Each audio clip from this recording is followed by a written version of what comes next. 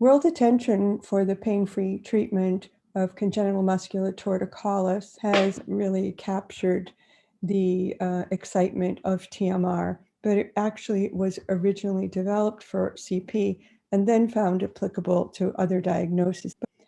So did you ever wonder where to start? We dialogue with the parent. What does the family want that the child wants to do? We set up the toys to interest the child. But what if we have too many choices for where to start with the child? And what if the alignment is dysfunctional? What if he's struggling to sit or stand or to do activities or even breathe well? What if the trunk is rotated to the side and he can't access his left arm to be able to participate? So TMR tells us where to start and provides an organized plan to target where to continue with what you're already doing in therapy. The beginning of each session is to test. That only takes a couple minutes. We treat for a period of time with fun activities to shorten the tight tissues, post-test, and measure objective changes.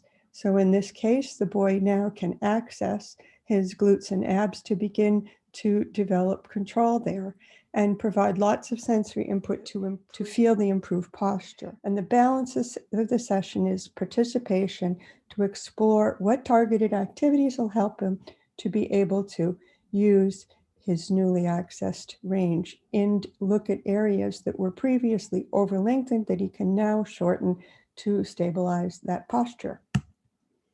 The key to setting the stage is looking back on the ICF model to the balanced postural foundation. And how do we achieve that? First, by removing the blocked mobility before we ask the child to move. Why do we focus on alignment first? Because asymmetry impacts all systems.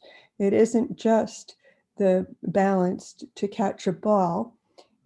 A struggle to breathe because one is flexed or side bent can affect their ability to participate in school and cognition. And having the trunk rotated one way or the other can limit fine motor development. Digestion and circulation and everything else can be impaired by having alignment issues. The TMR protocol of testing and treating was developed to follow the ICF model. What does the child hope to achieve? How do we tap into their joy? How do we engage them and the family to participate, and how to build into daily routines 24/7? These were all things that I was doing pre-TMR.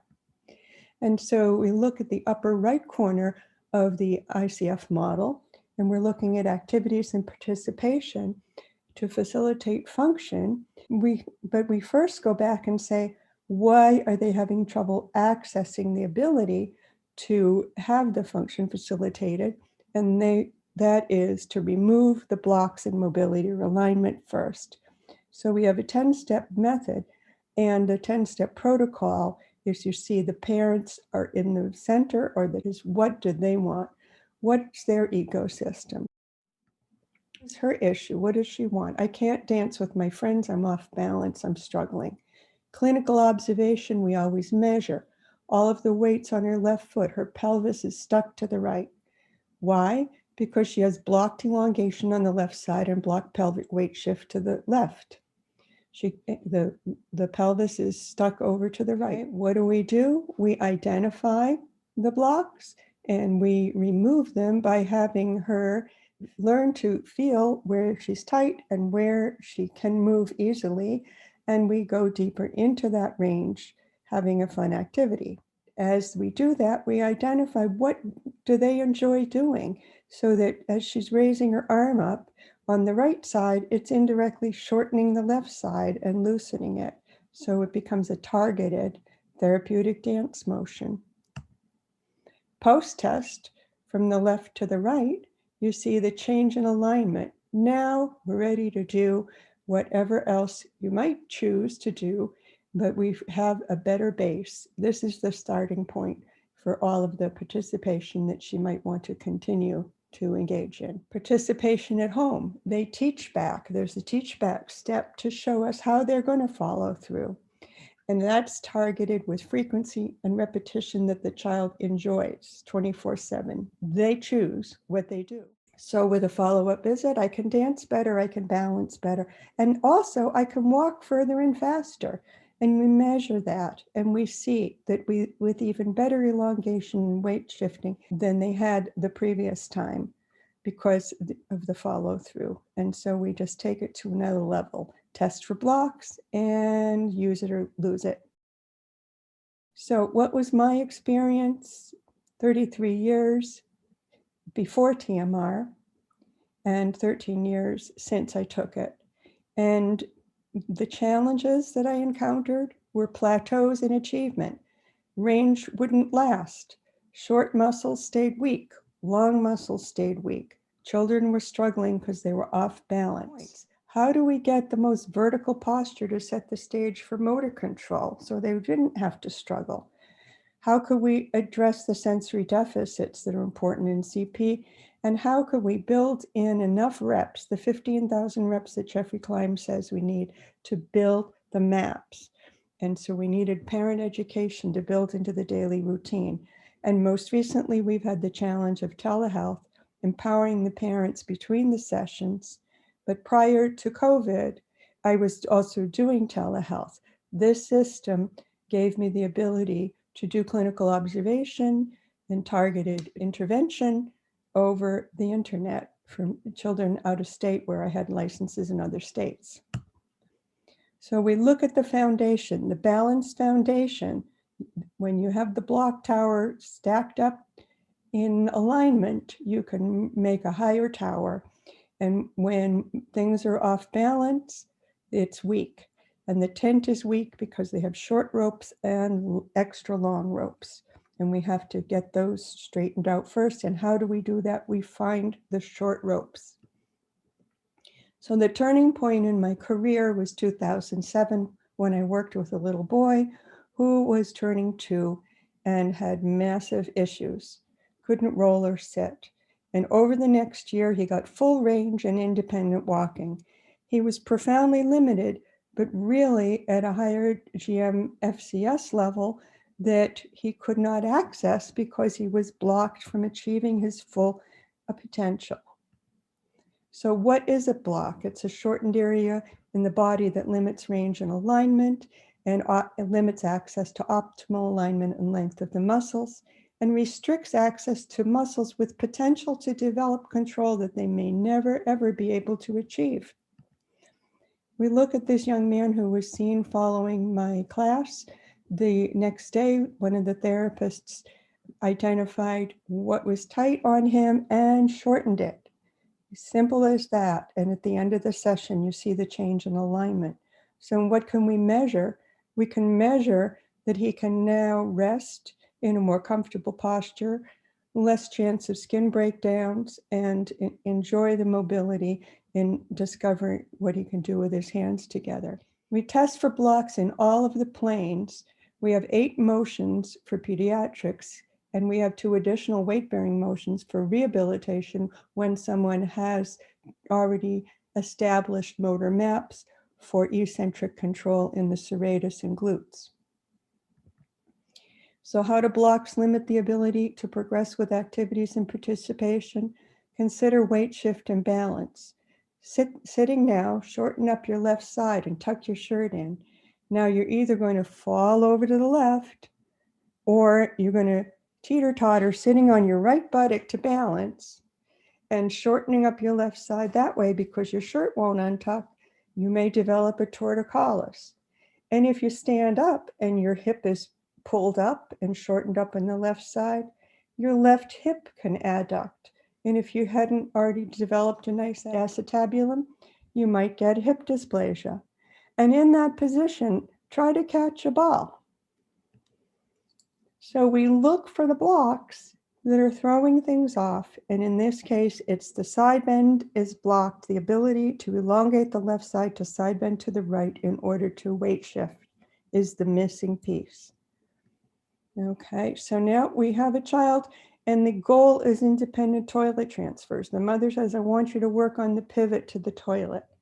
Why can't he get there? And we back up developmentally, and we find, where did it start?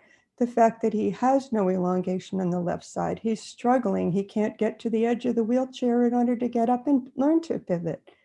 And so we remove the block at the beginning of the session so we could weight shift onto the left buttock. He's enjoying that, and we make a fun game as he's weight shifting on the emerging elongation on the left side, and says, "Look at me, mama." And we can build that into daily routine and progress as he gets more elongation to being able to weight shift to get to the edge of the chair and ultimately doing it at standing. And now he has good control and alignment to progress from the standing to the pivot. But first things first. We have a child that does not have a vertical sacrum. Why? Because he's blocked and stuck in flexion. And a number of months later, that flexion resolves with doing TMR, removing the blocks, and he now has a vertical sacrum.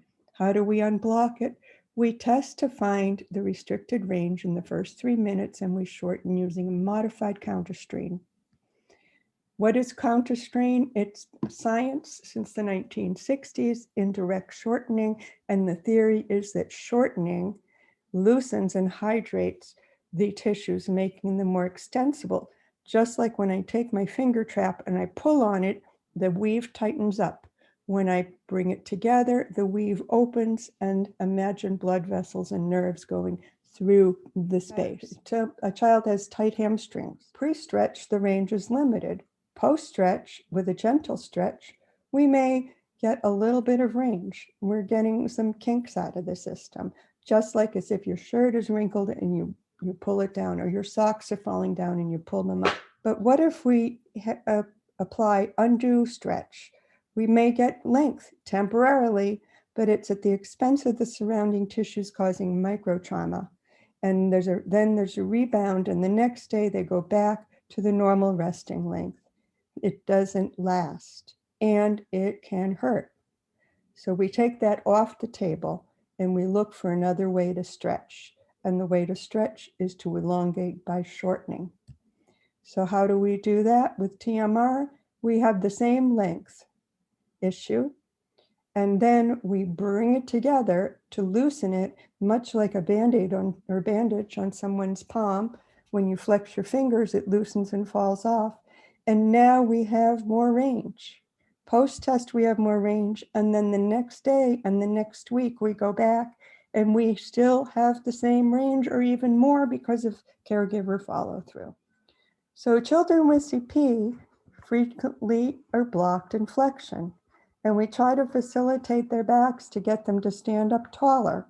But if we're treating them with TMR, we first shorten them to give more anterior extensibility, and then we can better facilitate the deep postural extensors. And the arms can come up higher and their participation improves. So the turning point was 2007 when I discovered TMR.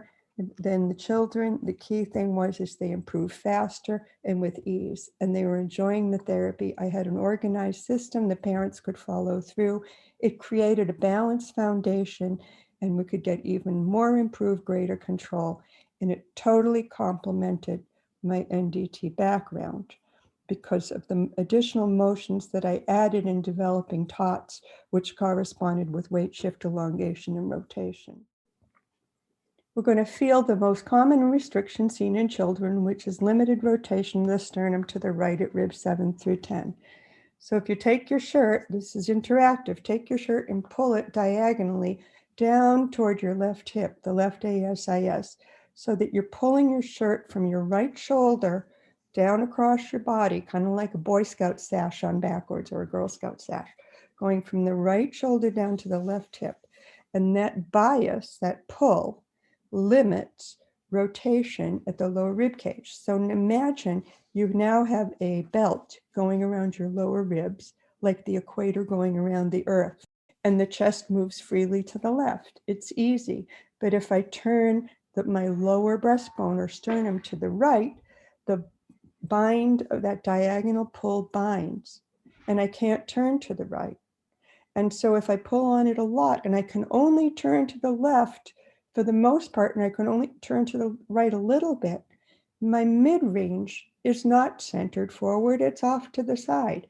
And look at where my left arm is. It's off kind of behind. Then it might be hard to catch a ball in that position.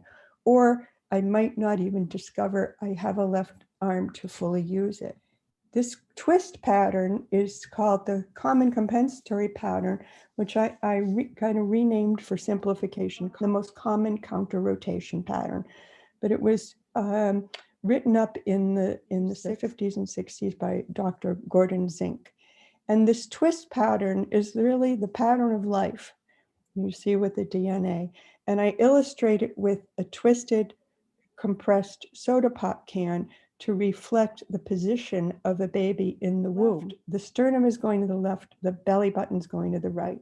At the thoracolumbar and lumbosacral levels, there's a diaphragm there, and then they rotate in the opposite direction, counter rotation. But to have a preference, everybody has a preference, and most people and almost all babies have a preference for the left, what we call left upper twist, right lower twist.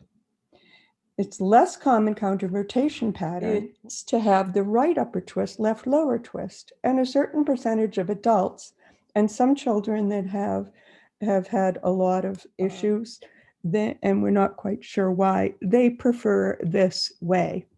And so we need to screen and find out which way they need to go in our testing. What is the problem if it's excessive? A little bit is normal.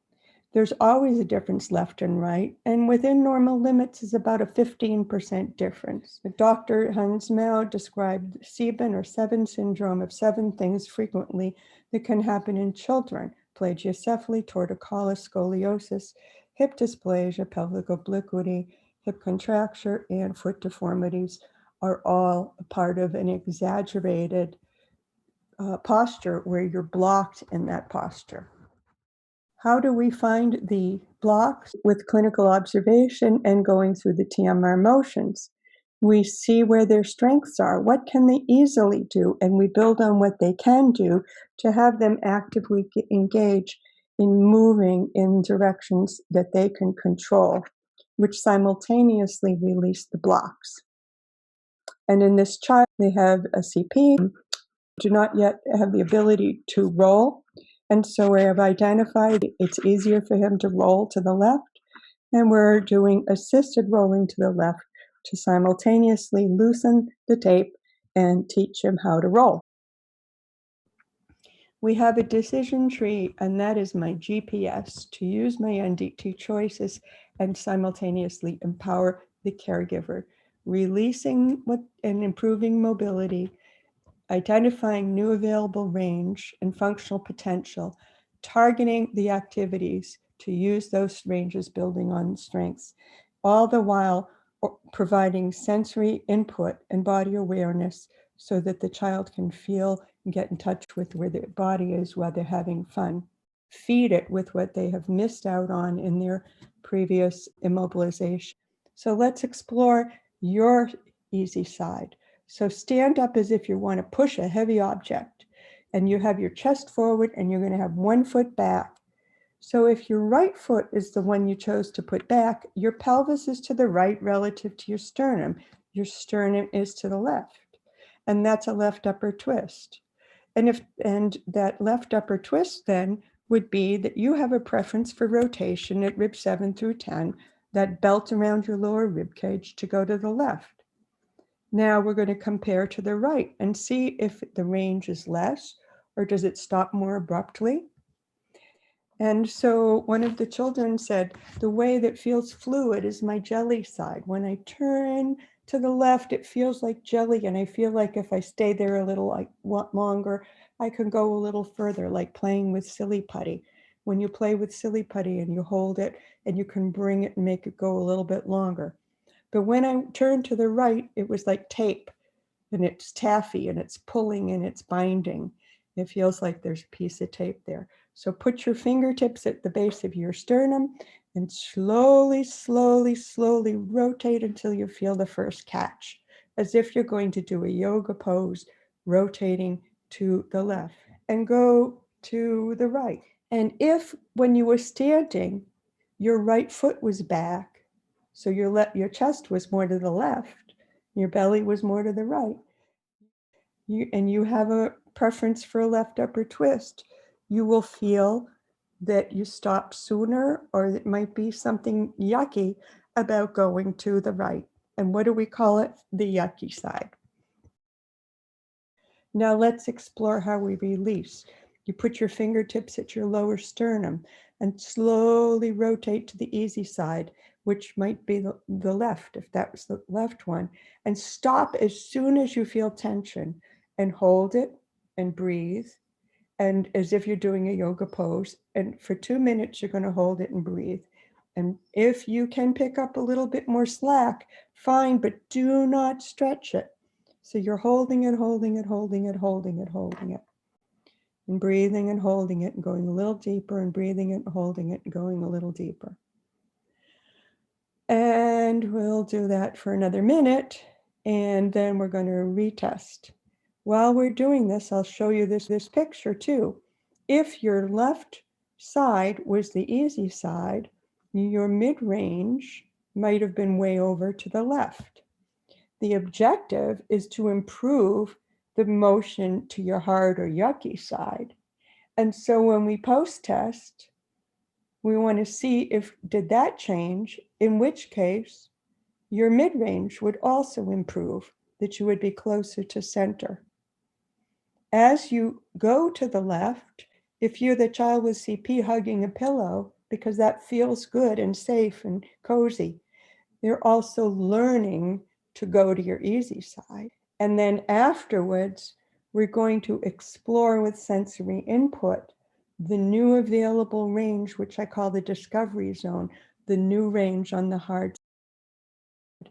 Now we'll come back to your testing. Put your fingertips at the base of your sternum and rotate slowly, slowly to what was your hard side. So if you were going to the left, retest to your twist to the right and see if it changed. Okay? And hopefully it did. If it got worse, then you either went too fast or you chose the wrong side. The issue is people go too fast or too hard, and they pass the end of the silly putty range and they're overstretching to the left. But hopefully it got better. Then what do? We do sensory input. Worked on her blocks, and now she's getting sensory input to feel where her body is in space in a way that she's supported and comfortable, saying, feel your head, feel your back, and doing a little wall slide up and down so she can feel where her alignment is now. And you see, she looks pretty happy because it feels great. So the first step is release, the second one is organize the sensory input, and the third one is activate, use it or lose it. So initially this child was flexed forward so much, there was no way that we could work on head control. His sternum was all pulled down. We shortened it up to release that front block, and that tape has more length, and now we can go in directly opposite where he was flexed and facilitate both his posture, and because he's straight enough, we can begin to work on head control, which neither would have been possible before because his back was over-lengthened and weak. But now he has alignment. And this young lady, she was referred at 28 months, had been getting therapy her whole life, and appeared to have a triplegia. It was actually diplegia. She lost the ability to control her right arm because she'd had it locked in pronation, her forearm, to stabilize, trying to hold herself up. And she appeared to have hip flexion contractures, and actually it was that pull, so from that diagonal pull extending across her left hip. So if you take your shirt that you were pulling down to the ASIS on the left, to your left hip, and instead you tack it to the front of your thigh, when you stand up, you're off balance, you're twisted, and your hips are flexed.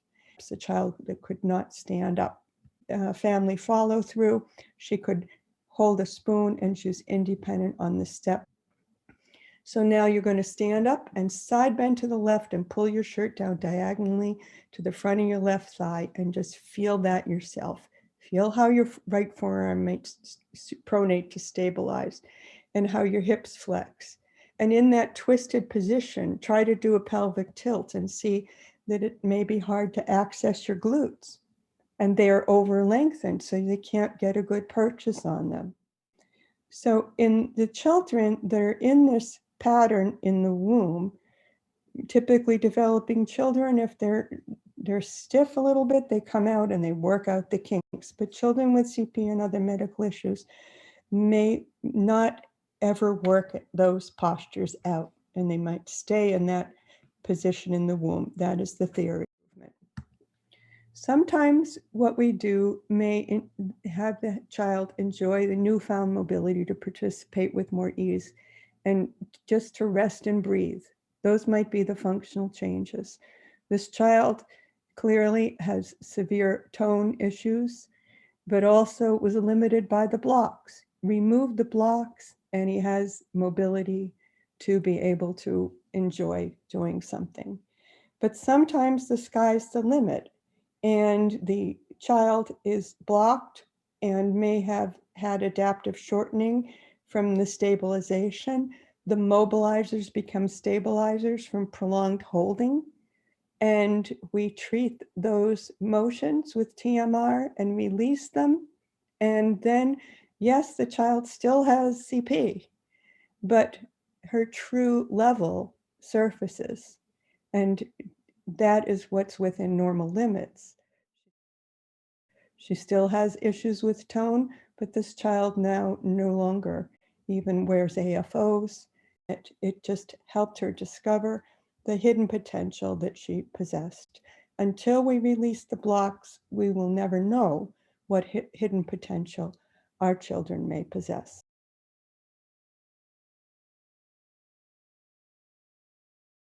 Okay, now we have this child that had a left hemiparesis, 18 months to 36 months. And you see he was dragging his left leg and not using his left arm. And here he is on the fire pole. What happened? What did we do? Release, organize, activate, targeted activation. Based on what we released, identified each session. Nothing different. He presented as a level 3, but he was always a level 1. He was just blocked. He couldn't access his left upper extremity because his chest couldn't go to the right. He was dragging his left leg because he couldn't flex the left hip to crawl because his pelvis is rotated to the right. And he was blocked in elongation on the left side, so he had unequal weight bearing to balance. And everything was accelerated as improvement by removing the blocks first. Using TMR, we can help the child achieve their potential faster and ease with better alignment. And you look at that left arm that he was not using and the left leg that he couldn't crawl. And we had a mother that just picked up the ball, and I did not work with him from age 3 to 8. Here he's 8 years old here. Mother just kept on top of working with him as he was growing to see if anything tightened up with growth. This is the same child. Remove the block and continued improvement.